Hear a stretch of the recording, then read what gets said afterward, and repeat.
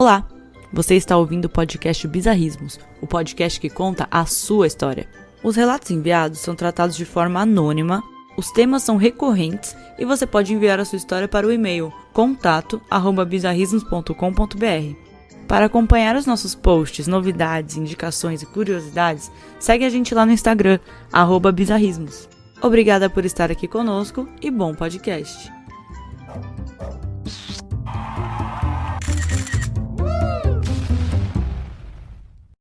Olá, ouvintes do Bizarrismos? Que isso? Bom, vamos lá. Olá, ouvintes do Bizarrismos. Aqui quem fala é a Carolina. Carol pra vocês, que são meus íntimos. E aqui comigo está quem? Eu, meu cachorro e Deus. Não temos convidados hoje. Então, isso significa que vocês vão ter que se conformarem em escutar apenas a minha doce voz no ouvidinho de vocês. Esse episódio é um episódio extra e nele eu vou contar uma história bizarra, misteriosa e, nem sei mais como classificar. Essa história veio da internet, né? Assim, claro que ela existiu, mas eu peguei a fonte totalmente da internet. Por quê? Porque para eu contar a história dos outros, os outros precisam me mandar histórias. Uau! Então, se eu não recebo lá no meu contato @bizarrismos.com.br pra eu fazer a tratativa das histórias e blá blá blá, eu não consigo ler histórias aqui. Então, gente, mandem histórias para o Bizarrismos. A história é sempre em anônimo. Se você quiser alterar detalhes mínimos que você acha que, melhor não expor muito e tal, enfim, pode alterar, não tem problema. Ninguém vai saber se você alterou a cidade, o nome, enfim, qualquer coisa. Fiquem à vontade pra mandar. A gente tá pegando história de vários temas, então, se você brigou com alguém, foi uma briga bizarra, se você teve um rolê muito bizarro, se você teve uma viagem muito bizarra, um encontro, se você já viu uma assombração, uma coisa medonha na sua casa, qualquer coisa, gente, manda aí pra gente que a gente faz a tratativa aqui. A gente, no caso eu, tá? Sempre que eu falo a gente, sou eu. Enfim, mandem as histórias de vocês e aí a gente faz mais episódios contando as histórias, que é o nosso grande objetivo aqui. E hoje a gente também vai contar a história dos outros, mas os outros não mandaram pra gente. É uma história famosa na internet, é um modelo extra de episódio que eu vou fazer aqui pra vocês. E hoje eu vou contar a história do mistério do incidente de Passo Dyatlov. Não sei como se fala assim, né, mas eu não queria gastar o meu russo aqui. O que é essa história? Carol, você já veio aqui contar a história e não vai falar do que é? Eu vou falar sim. É o seguinte, é uma história que aconteceu lá na Rússia, em 1959. Ela fala sobre 10 jovens soviéticos que saíram para uma expedição de esqui nas montanhas com destino a Otorten, lá na Rússia, e nunca chegaram ao destino final e ninguém sabe dizer ao certo o que aconteceu com eles. Então, é uma história que até hoje é um mistério, o que realmente aconteceu. Tem várias teorias, então teoria bizarra é uma coisa que a gente adora falar aqui. E, sem mais delongas, vamos contar a história. Então, como eu falei, né, lá em 1959, tinha lá 10 pessoas que formaram um grupo para fazer uma expedição nas montanhas, na neve russa. Eu vou contar aqui a história, vocês vão ver que tem circunstâncias bizarras e ninguém sabe dizer o que de fato aconteceu com eles. Então, assim, quem era esse grupo, né? O grupo era formado por 9 estudantes e um instrutor. O instrutor deles se chamava Igor Dyatlov, ou blá blá blá blá. Por isso que a história, né, tem o sobrenome dele, que é o incidente de Passo Dyatlov. E aí, enfim, esse líder convocou aí 9 estudantes para participar da expedição junto com ele. Nesse grupo, né, das 9 pessoas que foram com ele, né, totalizando 10, tinha o Igor, mais 7 homens e 2 mulheres. Em geral, tinha mais ou menos ali a mesma idade, né, entre 20 e 24 anos, exceto um professor, né, que é um cara mais velho e tinha seus 38 anos. No grupo tinha o Igor, Ludmila, Zinaida, Rustem, Nikolai, uns 2 Alexander e uns 3 Yuris, e aí formava aí as 10 pessoas que a gente vai falar. E aí, enfim, por que essas pessoas, né? O Igor selecionou, como eu falei, pessoas que já tinham certa experiência com expedições na neve, né? Já andavam de esqui, enfim. Ele chamou um grupo, entre aspas, experiente, né? E que pudesse acompanhar ele da forma mais, entre aspas, adequada ali para eles fazerem uma boa expedição. Lá pro começo de 1959, eles saíram na expedição deles, né? Nos primeiros 5 dias estava lá todo mundo documentando os acontecimentos, escrevendo diário, tirando foto, xingando no Twitter. Aí beleza, só que tava muito frio. Até que um deles, o Yuri, um dos Yuris, né, ficou doente. Ele começou a relatar que uma dor que ele já tinha antes nas costas, que já tinha tratado, começou a doer de novo, enfim, e que ele precisava ir embora, não tava dando pra continuar ali. Aí ele foi, deu um atestado pra galera e falou, partiu, casa. Então o grupo era de 10 pessoas, aqui já virou 9, né? O resto do grupo seguiu a expedição, até que lá pelos primeiros dias de fevereiro, eles começaram a documentar que tava nevando muito, não conseguiam enxergar nada, não conseguiam seguir a direção certa ali na neve, né? Enfim, aí eles estavam com essa questão de, mano, a gente vai se perder aqui nessa porra. E aí, o que eles tiveram de ideia? Eles falaram, mano, vamos o quê? Vamos acampar. Não dá pra ir pra trás, não dá pra ir pra frente, não dá pra ir pra lugar nenhum, não dá pra voltar, não dá pra ir, e então vamos acampar nesse lugar. Só que aí, quando eles foram acampar, eles escolheram um lugar, assim, muito agradável, assim. Acho que todo mundo tá escutando isso aqui, que adora uns bagulho bizarro, ia fazer o quê? Ah, vamos lá nessa montanha aí. Tinha 30 montanhas. Falaram, vamos nessa aí, que, enfim, acho que achei o nome adequado. Qual que era o nome? Em russo, blá blá blá blá blá blá blá. Significado, Montanha da Morte. Sim, eles falaram assim, vamos parar ali na Montanha da Morte? Vamos sim. Quem deu esse nome, né, Montanha da Morte? Tinha um povo ali nativo da região, que eram os Mansi, ou Mensi, não sei como vocês querem falar, mas aqui eu vou falar Mansi porque eu tô no Brasil. Esse povo tinha algumas teorias, né, algumas histórias, lendas, enfim, sobre essa região, e eles, né, carinhosamente nomearam essa montanha como a Montanha da Morte. Então a gente já sabe que coisa boa dali não vem. E aí, o que aconteceu? Os estudantes, daí o que os estudantes falaram? Vamos montar o acampamento aqui. Sabe, gente, no outro episódio nosso aqui, o de viagens bizarras, que a Camila e o Felipe contaram que eles receberam vários sinais do universo para eles não seguirem na estrada que eles estavam. Eles estavam entrando lá, começaram a ver um monte de coisa bizarra no caminho, coisas acontecendo, tipo assim, não vai lá, eram vários sinais do universo. Pois bem, em 1959, o universo já mandava sinais explícitos para as pessoas, né, talvez mudarem de ideia ali. Mas também a gente tem que pensar, né? Se não foi o universo que mandou, foi pelo menos os nativos da região. Só que eles não tinham muito o que fazer, né? Convenhamos aqui, fazendo já a ponte aqui, né, da justiça libriana aqui. Eles não tinham o que fazer, eles estavam no meio do negócio, perdidos, não dava pra seguir o caminho, não dava pra voltar, eles tiveram que fazer um checkpoint e ficaram por ali. Aí, dizem que acampar perto dessa montanha não era uma coisa totalmente fora do cronograma deles, porque eles já tinham feito uma primeira parada, aí depois o Yuri foi embora, e essa montanha era um lugar que eles planejavam passar por, né? Não necessariamente ficar lá, mas essa montanha estava dentro do cronograma deles, assim como uma outra montanha. Eu acho que tinha um fetiche da montanha do não vá pra lá, porque literalmente uma outra montanha do cronograma deles se chamava Não Vá Lá. Então assim, quem fez esse cronograma, chama aqui rapidinho que a gente vai ter uma conversinha. E aí o que aconteceu nessa noite que eles montaram o acampamento? Não, sério, o que aconteceu? Ninguém sabe. Se você soubesse, você estava respondendo aí do outro lado da linha, por favor, mande agora a resposta para alguma autoridade russa, porque eles estão esperando até hoje o mistério do que aconteceu naquela bendita noite. Tá. Então, Carol, você veio contar uma história que ninguém sabe o que aconteceu. Que história é essa? Então, calma que eu tô contando ainda. O que a galera sabe? Eles sabem que isso aconteceu no comecinho do mês, né, de fevereiro, e lá, né, até o dia 12 de fevereiro, mais ou menos, estava combinado que os estudantes lá, o pessoal da expedição, ia mandar um telegrama lá pra família, pra amigos, falando, tamo bem, chegamos no lugar que a gente queria, enfim, tá tudo certo. Só que não foi enviado, ninguém mandou nada. Aí a galera esperou mais um pouco, né, porque era normal atrasar, né, nessas expedições, porque o tempo era estimado, enfim, eles sabiam que podia acontecer alguma coisa. E aí falaram, vamos dar um tempinho aqui pra eles. Aí lá pelo dia 20 de fevereiro, a família falou, não, peraí, alguma coisa tá errada aqui, tem uma pulga aqui atrás da minha orelha, e eu acho que, né, azedou alguma coisa lá. E aí, a própria família, amigos, professores, galera da faculdade lá, começaram uma busca própria pela neve, né? Porque eles falaram assim, cara, alguma coisa aconteceu, eles devem estar presos em algum lugar e tal, mas ninguém pensava, tipo, puta, eles morreram, né?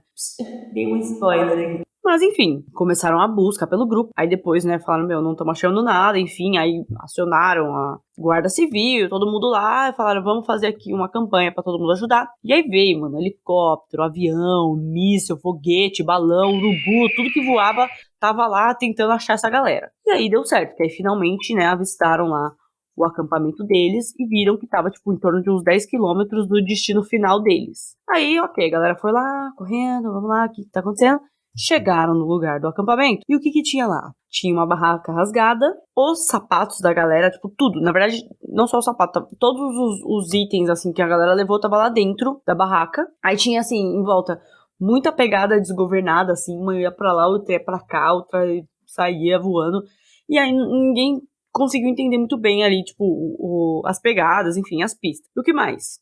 Só isso. Não tinha ninguém lá, nenhum sinal de vida, nenhum sinal de morte, nada. Tipo, a galera tinha desaparecido. Aí eles falam assim, peraí, né, o que a gente pode fazer agora? Aí eles olharam ali as pegadas, né, super desgovernadas e tal, e encontraram algumas que faziam um certo sentido ali numa direção só. Aí, seguindo a direção das pegadas, né, eles chegaram numa floresta que tinha ali perto e começaram, né, a tentar entender pra onde ia, enfim. Eles finalmente começaram a encontrar algumas coisas, né. A primeira coisa que eles encontraram foi os restos de uma fogueira lá na floresta. E aí, logo depois, eles já encontraram os 2 primeiros corpos.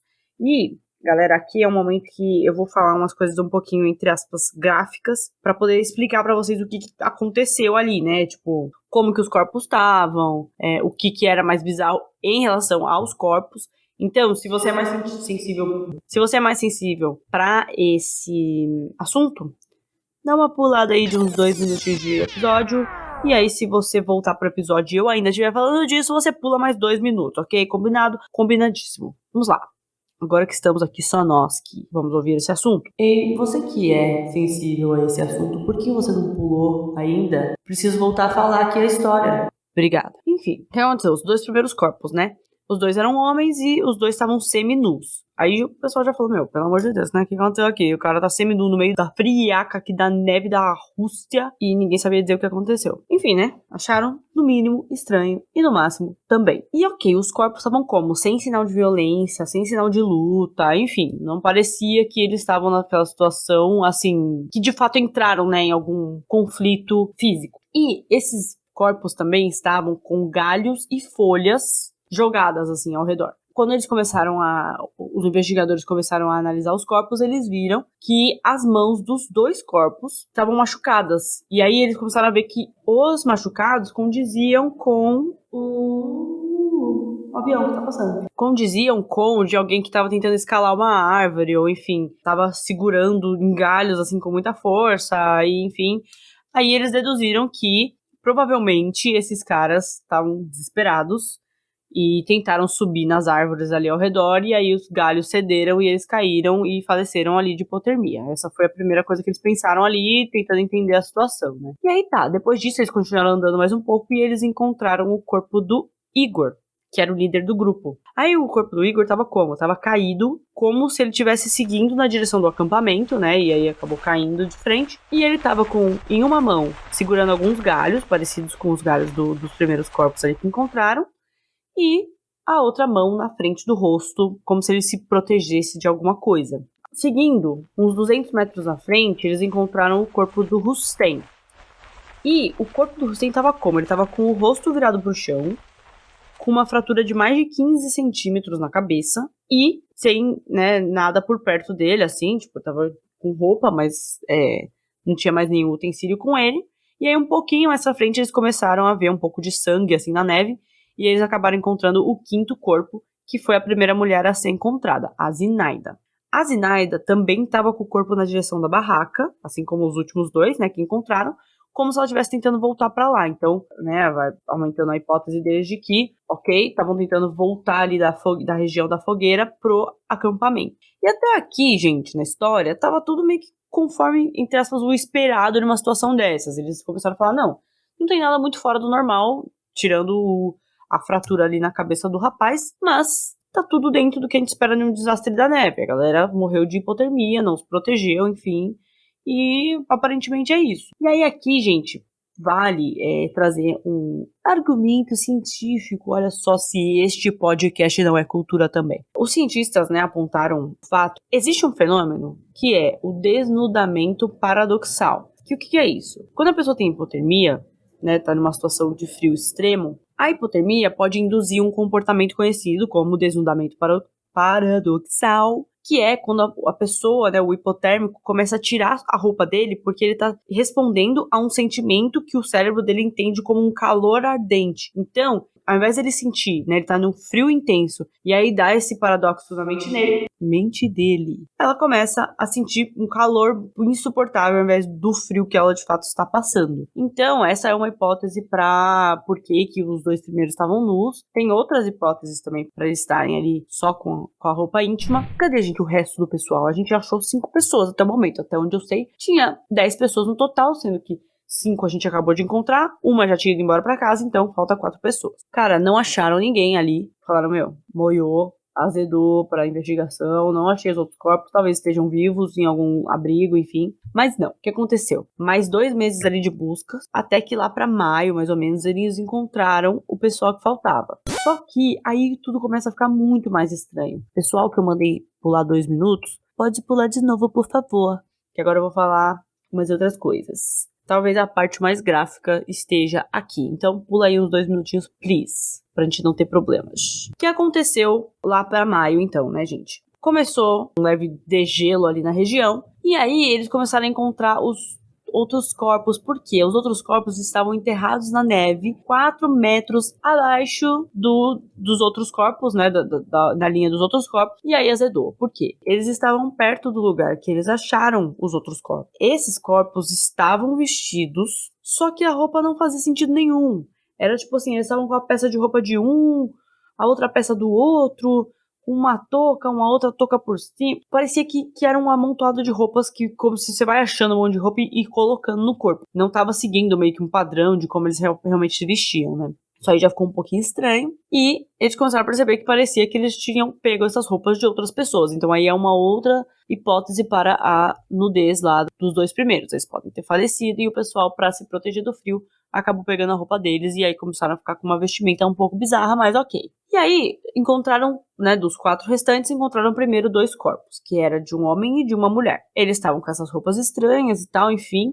E um dos corpos estava com a região do tórax, assim, detonada. E a cabeça estava aparentemente quebrada, tipo, meio que jogada para trás. E essa pessoa, que era uma mulher, estava sem a língua e sem os olhos. Sim, isso mesmo. Sem a língua e sem os olhos. O outro corpo encontrado estava com uma fratura no crânio e na região do tórax. Só que assim, lembrando que, né, que tirando a língua e os olhos, enfim, esses traumas são todos internos, como se a pessoa tivesse tido um acidente e não uma luta, né, contra alguém, assim, enfim, um embate físico ali com outra pessoa.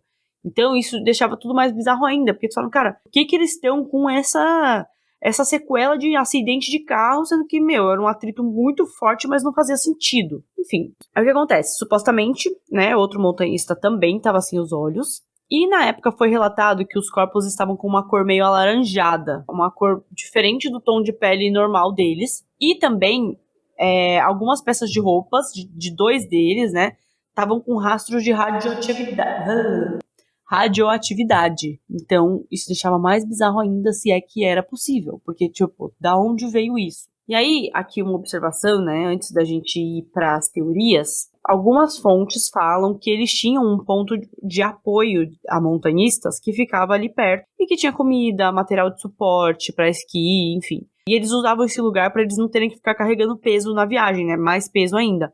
Então era tipo, beleza, vamos passar pelo ponto de apoio, a gente pega ali, reabastece de comida, enfim, e seguimos viagem. E tinha um ponto de apoio desses ali relativamente perto desse lugar que eles acamparam. Só que todos fugiram pro lado oposto do posto. Então não faz muito sentido, porque se você tá buscando abrigo e você sabe que tem um ponto de ajuda ali, de suporte ali perto, a ideia é que você fosse para aquela região. Mas não, todos foram pro lado oposto, que é o que acho que eles na hora, se eles estavam fugindo de alguma coisa, eles sentiram que seria mais seguro, mais perto, pra eles se abrigarem. E aí, ok, beleza, contei história pra caramba, e o que a gente quer ouvir aqui? A gente quer ouvir teoria.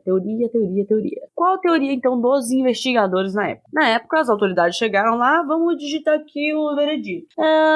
Deduzimos que a galera morreu de uma força natural, né, força da natureza desconhecida. E aí o pessoal falou, o quê? Como assim? E aí o que eles falaram, né? Eles falaram assim, julgando pela falta de roupa e preparo pra encarar a neve que essa galera tava, parece-me que eles tiveram que sair às pressas da barraca. Inclusive, né, isso aí realmente foi oficializado ali na investigação, que a barraca tava rasgada de dentro pra fora. Então, né, deu a impressão de que ou a saída da barraca estava obstruída, ou a galera teve que vazar correndo e no desespero eles acabaram rasgando, né, de dentro para fora. Mas isso foi um fato. A barraca ela foi realmente encontrada com esse rasgo de dentro para fora. E aí, os 2 primeiros que chegaram lá na floresta tentaram pegar a lenha e tal para fazer a fogueira e estraçalharam a mão inteira lá na árvore sem perceber, né? Porque também um frio intenso, a gente acaba ficando com os membros um pouco anestesiados e eles não perceberam que estavam ferrando a mão deles. Aí, ok, aí eles falaram assim, se eles estavam tentando subir na árvore, seria para tentar se proteger de alguma coisa ou então para tentar olhar a barraca de longe, porque se teve uma avalanche, alguma coisa, eles querem olhar se tá tudo certo lá longe para eles poderem voltar e tentar pegar alguns objetos. E aí, depois, o que eles falam? Que os outros 3 que foram encontrados na neve, supostamente estariam tentando voltar para a barraca, depois de encontrar os 2 primeiros mortos de hipotermia, só que eles acabaram, infelizmente, falecendo no caminho também de hipotermia, só que isso aí também não explica o ferimento na cabeça de um deles, né? Os que foram encontrados por último, né, os 4 últimos, estavam ali um mini barranco, assim, que supostamente eles teriam entrado para se proteger de alguma coisa. Só que este mini barranco, ele tinha, não sei a altura ao certo, mas ele não condiz com os traumas encontrados nos corpos da galera. Então, assim, não fazia sentido nenhum. Sei lá, a pessoa caiu 2 metros de altura e ela tava totalmente com traumas bizarros dentro dela, como se ela tivesse sofrido um acidente de carro em alta velocidade, sabe? Então, assim, isso aí já também não explicava. E aí as roupas aleatórias seriam porque, conforme a galera ia morrendo, eles iam pegando as roupas para se proteger do frio. Essa foi a teoria da galera ali na época. Só que isso não explica as fraturas internas, né, todo o trauma interno dos corpos e também qual que é o motivo deles estarem querendo fugir. Porque se uma avalanche dessa, os caras não iam estar num desespero dessa forma, porque também a avalanche normalmente eles são pegos de surpresa. Sabe o Yuri, gente? O Yuri da dor nas costas? Ele teve que voltar ao local do acampamento na época para ajudar na identificação dos corpos, dos objetos, enfim. E aí, na época, até vai sair umas teorias ali pra frente, ele notou algumas coisas diferentes, coisas que não batiam muito com o que ele lembrava da época que ele estava com a galera do acampamento. E aí, sobre as evidências do caso, né, elas ficaram guardadas aí a 7 chaves, ninguém podia relar nas evidências por décadas, assim. Até aqui, né, nos anos 90, com a dissolução da União Soviética, mais pessoas puderam ter acesso a essas informações que foram recolhidas lá em 1959, mas enfim, né, já tinha passado tempo pra caramba e isso acaba dificultando a investigação. E é por isso que agora eu vou falar pra vocês as teorias que surgiram desse caso. Que é isso que a gente quer ouvir, é isso que a gente quer, né, entender. Chega de falar de coisas tensas. Vamos falar de teoria. Quais são as teorias, gente? Primeira, né, que na época alegaram mais, é que eles foram vítimas da avalanche surpresa. Galera, nem toda surpresa é boa e realmente essa não era. Aí o que eles falam? Eles acham que o grupo foi atingido repentinamente por uma avalanche e que a galera estava ferida lá e que quem foi atingido diretamente já era. E aí a galera que acabou falecendo depois de hipotermia foi a galera que conseguiu fugir na hora, né? Conseguiram escapar, mas não conseguiram suportar o frio extremo da região. Porque lá fazia, 25 graus negativos e realmente, se a pessoa tá despreparada, ela não consegue, sem abrigo, enfim, ela não consegue passar por essa temperatura. E eles dizem o que mais? Tem os poréns, né, por essa avalanche. Eles falam, cara, uma avalanche teria deixado sinais claros de que passou uma avalanche por ali. Só que, mesmo se fosse, sei lá, semanas depois. Só que eles falam que quando eles chegaram lá no acampamento e vendo lá na floresta, na região, não tinha sinal nenhum de que tinha acontecido uma avalanche. Então, não faria muito sentido ser isso, né? E aí também tem algumas análises que fizeram da inclinação do terreno e elas indicam que mesmo que tivesse uma avalanche muito específica ali, que contornasse tudo a região ali, a trajetória dela teria pelo menos atropelado a barraca deles, né? Então, não fazia muito sentido, porque quando eles encontraram a barraca, ela estava praticamente, né, intacta ali, só estava rasgada e meio que caída pro lado que rasgaram, e não totalmente desmoronada como teria acontecido se ela tivesse sido vítima de uma avalanche. Tem um último ponto que refuta essa teoria, é que o Igor, né, que era o líder ali da expedição, ele era um esquiador muito experiente. E um dos Alexanders que estavam lá estava estudando muito para o mestrado e que era justamente para ser instrutor de esqui, né, a instrução da prática de esqui. Então, não fazia muito sentido essas pessoas super experientes falarem, vamos acampar aqui num lugar que é super suscetível a uma avalanche, que a gente vai morrer e ninguém vai saber o que aconteceu com a gente. Eles não iam fazer isso. Mas enfim, partindo para a próxima teoria. Essa teoria aqui, eu quase não coloquei, mas eu falei, eu vou colocar para depois não vir alguém falar assim, você não falou disso aí. Então, vou falar agora. A outra teoria é o ataque dos nativos. Tem pessoas, né, que sugeriram, né, na época, que os Mansi podem ter atacado o pessoal por eles não gostarem de atividade, entre aspas, turística, né, tipo, de expedições no local, porque ali era o lugar que eles moram, né, o lugar que eles caçam, enfim, eles não estavam gostando, e aí ficaram muito putos e decidiram matar geral. Só que essa teoria, ela é muito refutável, por quê? Primeiro, é uma teoria xenofóbica. Você que fez essa teoria, fica na sua casa e não fala mais com ninguém. Só porque ele é um povo nativo ali da região, eles têm que ser bizarro, assim, sair matando todo mundo. Não gostei, vou te matar, essa é a minha solução. Não, cara. E outra coisa, os caras eram humanos. Eles não têm força para atacar geral quilômetros de distância, sair esmagando o crânio com um empurrão. Tipo assim, peraí, cara, peraí. E aí, por fim, né, era de comum conhecimento ali que os Mansi eram muito pacíficos e nunca tiveram nenhum comportamento desse tipo, nem antes nem depois dessa tragédia. Então não faz muito sentido. Vamos para a próxima teoria. Tem uma teoria aqui, gente, que pelo amor de Deus, eu sou incapaz de passar para frente. Ela é a teoria do infrassom e eu acho que requer muito conhecimento de física que eu talvez não consiga passar para vocês. Mas eu vou explicar rapidamente. A teoria do infrassom, ela diz que o vento, né, ao se formar ali ao redor da montanha, acabou criando um vórtice que pode produzir infrassons, né? O ser humano é exposto a esse infrassom, ele pode ter ataques de pânico por causa do som muito forte, enfim, tem um tilt lá, e aí ele começa a surtar e sai correndo. E então, de acordo com essa teoria, esse infrassom pode ter sido causado ali no vórtice de Von Karman e acabou causando um desconforto físico e mental no grupo. E aí o grupo saiu correndo, desesperado. E quando chegou na floresta, eles falaram, puta, não tô mais escutando esse som, estou aqui, né, recuperando minha sanidade mental. E aí, beleza, vamos voltar pro acampamento. Só que aí tava muito escuro, ficaram andando sem achar e acabaram morrendo de hipotermia. E os que não morreram de hipotermia, segundo essa bela teoria, acabaram tropeçando, caindo no buraco, quebrando a cabeça e a costela. Olha que teoria, né? Parece que esse negócio, pai, não sei, tem que entregar o trabalho logo. Vai, coloca qualquer coisa aí. Ai, que susto! Bom, voltando aqui, ó. Peraí, voltando não, o cachorro decidiu beber água. Bom, galera, voltando aqui ao episódio, só pra explicar, né, o meu cachorro decidiu que ele queria ir no banheiro e que no meio desse caso bizarro, desastroso, tenebroso e misterioso, era um bom momento pra ele começar a bater no vidro da sacada aqui, porque ele queria ir no banheiro. Aí eu acabei de surtar ao ouvir esse infrassom que o meu cachorro emitiu. Mas vamos lá, vamos continuar. Onde eu parei? Era essa teoria aí, gente. Fizeram um catadão de informação e saíram tapando buraco com o que eles acharam ali. Aí agora sim, agora a gente vai falar da teoria que talvez ali faça um pouquinho mais de sentido. E não sou só eu que acho isso. O Yuri, sabe o Yuri da dor nas costas? Ele também acha isso. Qual que é a teoria? A teoria dos testes militares. Por quê? Essa teoria diz que o grupo pode ter sido atingido por um dos testes militares russos que eles faziam ali na região. E que aí os militares falaram, moiou, a gente não devia estar matando os nossos, então vamos encobrir esse caso aí, porque senão a mamãe vai falar que a gente não pode mais brincar aqui no quintal. Eles foram lá, encobriram tudo, porque o que eles tinham feito? Tem alguns registros de bombas aéreas sendo testadas ali naquela região, né, ou em regiões mais afastadas ali, naquela época. E essas bombas aéreas, como que elas funcionavam? Elas detonavam de 2 a 4 metros antes de cair no chão.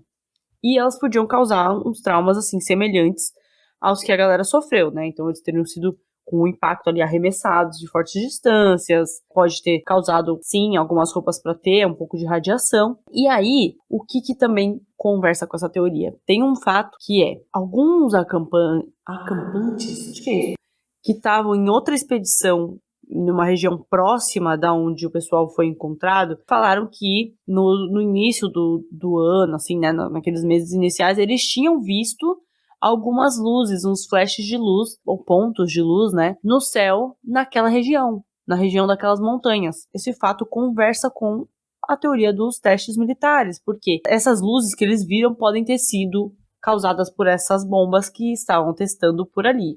Quando o Yuri da dor nas costas voltou para identificar os objetos, ele falou, ó, isso aqui é da Ludmilla, isso aqui é da fulana, isso aqui é do Igor, isso aqui é do outro Yuri, isso aqui... Enfim, começou a falar o que era de cada pessoa, né? Só que aí ele olhou 2 objetos e falou, isso aqui não é de ninguém. Aí falaram, como assim isso aqui não é de ninguém, Yuri? Ninguém tá com tempo pra brincadeira aqui. Aí ele falou, eu também não estou, olha aqui. Tem 2 objetos que não tinham que estar aqui. Um era um óculos militar e o outro era um tecido, que era uma espécie de roupa térmica, assim, que os militares usavam naquela época. E depois de um tempo, este pedaço de tecido aí supostamente desapareceu misteriosamente, assim como as pessoas desapareciam naquela época. Então, assim, o cara achou 2 objetos, falou, não é nosso. Um deles, que ainda tá por lá, nos arquivos do crime, nos arquivos do acontecimento, do incidente, era um óculos militar, e o outro era um tecido bem semelhante ao dos militares, mas sumiu e ninguém mais sabe onde está. O Yuri também alegou que eles tinham muito mais câmera do que as encontradas. Então ele falou, a gente tinha umas 10 câmeras e encontraram só tipo umas 4, assim. Então ficou estranho ali na hora, não acharam nada ali na neve, nem nas coisas. E ele falou, tipo, jurou de pé junto, que eles tinham 2 diários na expedição. 2, que eram atualizados lá diariamente, a cada hora eles atualizavam. Ele falou, eram 2. Só que só foi encontrado um oficialmente e é o único que foi utilizado nas investigações. O outro, ninguém sabe onde tá. Se você sabe, de novo, você tinha que ter falado lá para as autoridades russas e agora vai todo mundo desse podcast ser investigado graças a você que não contou a verdade para eles. Mas enfim, voltando aqui. Só 2 ou 3 estudantes ali tinham radiação na roupa. Se uma bomba explodiu ali e gerou esse impacto em todo mundo devia estar com radiação na roupa, né? Era o mínimo. Mas não tava. Então, enfim, tem esses poréns aí, mas é uma das teorias que mais se sustenta. A próxima teoria também, assim, super 10 de 10. Assim, eles falam que, na real, tudo isso não passou de um grande plano da KGB. Ou seja, o serviço secreto da União Soviética estava diretamente envolvido com o incidente de Dyatlov. Dyatlov. Não sei falar. Eles falam que essa expedição não era de esqui coisa nenhuma. Que a galera, na verdade, estava trabalhando com o pessoal do serviço secreto da região ali para investigar a área. E, né, um outro argumento que conversa com essa teoria é o de que a galera levou muita câmera. E câmera boa, câmera com alta tecnologia da época. E isso não era muito comum, porque era muito caro. Então, tipo, não fazia sentido. 10 pessoas têm que levar câmera? Tipo, vamos levar, né, metade, ou pelo menos, ou sei lá, umas 3. Não, todo mundo levou uma câmera, então isso era meio estranho. Então parecia que eles de fato estavam ali para algo além de uma expedição pela neve ali da região. E tudo, né, absolutamente tudo era documentado. Nada passava batido. O pessoal no diário escrevia, tipo assim, até, comemos um franguinho assado aqui agora, tipo assim, oversharing, assim. E aí falam, né, que também as evidências que acabaram sumindo podem ter sido para esconder os reais motivos da expedição. Então falaram, mano, por que a gente tá vendo umas coisas estranhas aqui do serviço secreto nas evidências desse caso, né? Então, enfim. Na hora, a galera da KGB chegou lá e falou, ixi, beleza, moiou pra todo mundo, mas vamos ter que levar conosco o nosso material. E aí, nessa teoria, o verdadeiro líder ali seria o membro mais velho. Sabe aquele que eu falei que tinha 38 anos? Então, seria ele, na verdade. E aí falam isso porque, ele era o único que fugia ali da faixa etária da galera. Ele não tinha filho, ninguém sabia nada sobre a família dele, né? Ele usava um nome falso, então o nome dele provavelmente não era Alexander, tem outro nome aí. Ele era veterano de guerra, até onde sabem. E ele também tinha uma tatuagem misteriosíssima, que era tipo uma palavra imensa, assim, tipo paralelepípedo, só que tipo ninguém sabe o que significa. E até hoje ninguém conseguiu decifrar o que era essa tatuagem dele, tipo, o que queria dizer, enfim, era um monte de letras, assim, formando uma palavra gigantesca que ninguém consegue nem pronunciar. Então tem essa teoria aí de que a galera, na real, tava disfarçada ali, investigando os bagulho, deu ruim, morreu, e aí falaram, vamos fugir com as evidências. Aí a outra teoria é a que todos vocês pensaram assim que eu falei radioatividade. É a teoria dos alienígenas. O que mais contribui com isso, além do fato de, tudo ser muito inexplicável ali? Tem uma foto que é muito bizarra, que eles tiraram, a última que acharam nos filmes ali da câmera. E é uma foto que é tipo o céu no fundo, tipo tudo escuro, com alguns flashes de luz, assim, umas bolinhas de luz, enfim. E aí a galera falou, isso só pode ser OVNI, né? Pelo amor de Deus, isso aqui é óbvio, é nítido. E aí, né, alguns militares na época também começaram a falar, nossa, eu acho que é alienígena, hein? Eu também acho. E aí já é meio suspeito, né? Vocês que também estão sendo investigados, militares, vocês vão falar pra gente que a teoria de vocês é de alienígena? Me prova então, me prova agora que existe. A gente tem mais 2 teorias pra falar, então vamos lá. A penúltima teoria é a teoria do Yeti. Jogadores de Mu saberão de quem eu lembrei. No jogo Mu, tem lá 2 tipos de Yeti. Tem o Elite Yeti, que é o Yeti grandão, e tem o Yeti só, que aí é o Yeti que é menorzinho, assim, aí eles aparecem lá no mapa do jogo que parece pai e filho, assim, gente, lembrei na hora, porque afinal eu cresci com um irmão mais velho, e ele jogava Mu, e aí eu falava, agora é minha vez de jogar no computador, eu quero jogar também. E aí assim crescemos e eu tenho essa informação na minha cabeça por alguma razão. E o que é essa teoria dos Yeti, né? É uma das teorias mais fortes, vocês podem falar, o que você tá falando? Mas é realmente uma das teorias mais fortes aqui nesse caso. Porque como é um mistério que ninguém sabe o que aconteceu, a galera fala, minha teoria é a mais forte. E aí você tem que falar o quê? Tá, então é. Essa teoria, ela é tão forte, consistente, cheia de fatos e argumentos, que ela foi abordada em um documentário que foi pro Discovery Channel em 2014, mais ou menos. Cara, Discovery Channel falou assim, eu acredito nessa teoria e eu vou fazer um documentário. E essa teoria fala o quê? Ela alega que o Homem das Neves, e apenas ele, poderia ter causado todos aqueles traumas no pessoal. Então ele fala assim, cara, é uma força sobre-humana. E quem é sobre-humano? O Yeti, o Homem das Neves. E foi ele que saiu arremessando o pessoal. Então eles falam que foi isso que aconteceu, e que aparentemente ali perto da barraca eles encontraram pegadas enormes que só poderiam ser do Homem das Neves. E que o fato da barraca ter sido rasgada por dentro é porque a galera tava ali, né, se preparando para dormir, olharam no buraquinho, porque eles acharam também alguns buraquinhos na parte de frente da barraca, que era tecnicamente o que eles usavam, né, supostamente, para ficar observando lá fora, porque eles estavam com medo de alguma coisa. Então eles ficaram, vou ficar olhando lá fora por esse buraquinho aqui. E aí um dia olharam pelo buraquinho, viram lá o Homem das Neves e falaram, azedou, vamos embora daqui. Aí rasgaram a barraca por dentro e saíram correndo. O que mais que poderia causar tanto pânico e urgência que não fosse o Homem das Neves ali batendo a sua porta? Aí ok. Aí também tinha o fato de a última anotação de um dos diários ter sido... Um dos diários não, só tinha um diário que foi encontrado, né, Carolina? Pelo amor de Deus, conta essa história direito. O que aconteceu? A última anotação feita lá dizia assim, agora sabemos que o Homem das Neves é real. Sim, ela disse isso. Gente, quem vai acreditar em qualquer outra teoria que não seja essa depois dessa menina ter escrito isso? E aí, enfim, né, o nome que os Mansi deram de Montanha da Morte, ele se dava pelo fato desse povoado, né, do pessoal acreditar na existência de homens enormes e espíritos que viviam ali na floresta e que não gostavam nada do pessoal vir destruir a natureza. É o Curupira das Neves. É isso que acontecia ali. A galera acreditava nisso e falava que só pode ter sido ou os espíritos, que é a próxima teoria que a gente vai falar, ou o Yeti, o Elite Yeti, que veio matar a galera. E aí foi o fim para os estudantes. O exército russo supostamente foi para aquela região uns meses antes da expedição, né? Porque eles tinham uma missão ali nos arredores e o objetivo dessa missão era descobrir se a existência desses Yetis era real. Gente, 1959, né? Os caras não sabiam metade do que a gente sabe hoje em dia. Então, eles estavam ali e falaram, estão falando que existe esse tal desse Curupira aí das Neves. Vamos atrás deles? Aí foram, não acharam pelo visto. Ou acharam, né? Enfim.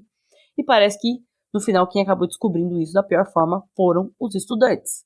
Porque não sobrou ninguém para contar essa história. E aí o que acontece? Além disso tudo, né? De todos esses fatos, né? Contra fatos não há argumentos. Tem mais uma questão. Entre as últimas fotografias que o grupo tirou, uma delas, gente, tudo isso eu coloquei no nosso site, tá bom? Aqui fazendo um merchan pro nosso site. Lá eu tô escrevendo blog de todos os episódios e aí lá eu vou colocar, na real, quando vocês escutarem isso, eu já vou ter colocado as imagens do caso, enfim, explicando melhor. E no nosso Instagram também, que não falha nunca, já tem as fotos lá. Enfim, Uma das últimas fotografias tiradas pelo grupo, né, mostra, né, ao pé de uma árvore, lá no fundo, a silhueta de um corpo escuro, assim, e grande. Uma pessoa, né, ou alguma coisa grande. E aí, enfim, tem gente que fala que essa foto é falsa, tem gente que fala que nessa foto é um cara que tava caçando, e que, enfim, é alguém do grupo, enfim, esses negativos existem.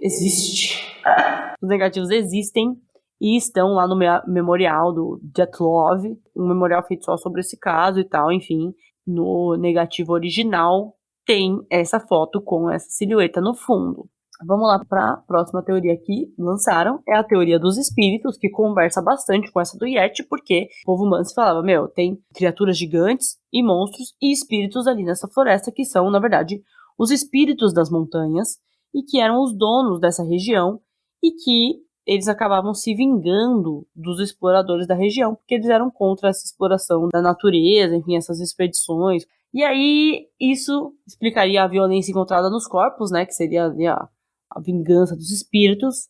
E essa teoria conversa com a lenda da maldição da região, porque além de tudo tinha que ter uma lenda de uma maldição, aí acabou, né? Aí virou filme. O que aconteceu? Tem, né, 3 coincidências aqui, que é o seguinte: os Mansi contam que alguns caçadores deles tinham morrido ali naquela região sem explicação. E assim, durante a noite, eles saíram para caçar, durante a noite todos morreram na caçada, e quando encontraram os corpos, eles estavam assim, igual a galera lá, com ferimento interno e nada externo. Assim. Quantos caçadores que eram? 9 caçadores dos Mansi. E aí, sei lá quanto tempo depois, foi a galera da expedição para lá, a expedição do Igor, e 9 vítimas faleceram, né? Lembrando que eram 10 pessoas, um foi embora com dor nas costas e ficou aqui 9 vítimas no acampamento. Então teve os 9 caçadores que morreram, depois aqui as 9 vítimas no acampamento, e em 1960, um ano depois, um avião com quantos tripulantes? 9. Caiu na mesma região e todo mundo morreu, e não tem explicação para a queda do avião. Então falam que é uma maldição que tem ali, que os espíritos se vingam, e geralmente de grupos de 9. São essas as teorias, galera. Essas são as teorias que esse caso bizarríssimo tem. E aí, trazendo aqui uma teoria oficial, né, e também um update do caso, em 2019, ou seja, agora, ontem, a investigação desse caso foi reaberta, e eles trouxeram aquela conclusão que é, assim, a mesma de antes. Eles falaram, cara, o que rolou foi uma avalanche mesmo, e acabou, não tem outra explicação, só que essa avalanche seria, na verdade, uma avalanche mais específica, que eles chamam de uma avalanche de placa. O que é uma avalanche de placa? Ela é um deslizamento na neve que é bem pequeno e característico desse tipo de avalanche, né? E ele explica bem o acontecimento daquela noite. Por quê? Esse tipo de avalanche acontece quando tem bastante vento que vai depositando neve fresca sobre um chão que já está coberto de neve. Então começa a formar 2 camadas de neve ali que não se misturam, né? A neve nova com a neve antiga.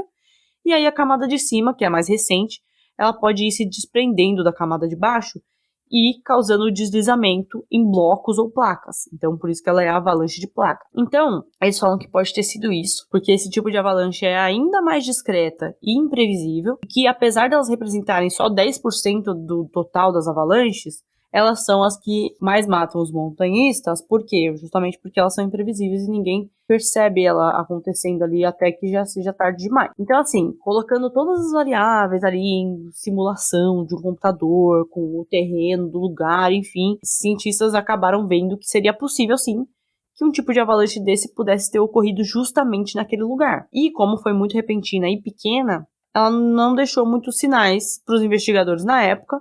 Quando eles chegaram semanas depois, eles falaram, não teve avalanche nenhuma aqui. Então essa é a teoria oficial, e assim, é a última que lançaram. Só que os próprios cientistas falam, cara, o meu objetivo aqui é só dar uma explicação mais plausível. Meu objetivo não é sanar todas as interrogações desse caso, mesmo porque eles acreditam que nunca serão sanadas. Enfim, essa é a teoria oficial aí. E aí, galera, era isso o caso de hoje. O que vocês acharam? Vocês acharam muito bizarro? Gente, vocês acreditam nessas teorias? Qual teoria vocês acreditam mais? Conta para mim. Tem gente gritando, tem criança chorando, tem, né, enfim, um monte de coisa acontecendo aqui na minha casa porque vocês não me falam de uma vez qual teoria aconteceu. Mas é isso, gente. Eu acredito bastante na teoria aí dos militares. Eu acredito que eles possam ter se assustado com alguma coisa, saído correndo. Enfim, eu acho que aconteceu um pouco de tudo aqui, viu? Até os Yeti pode ter acontecido. Enfim, o que é bizarro e quem sou eu para desbizarrificar, não é mesmo? Então é isso. Gente, muito obrigada pela companhia de vocês. Foi mal aí eu falando nomes difíceis aqui em russo. É por isso que eu gosto de ter um co-host, porque aí eu viro pra ele e falo, como é que fala isso aqui? Aí a pessoa passa vergonha e não eu. Mas hoje foi tudo na minha conta. Obrigada por terem passado aqui comigo esse tempinho. Me falem o que vocês acham, qual teoria vocês acham que faz mais sentido, o que vocês, se não uma dessas, o que vocês acham que aconteceu.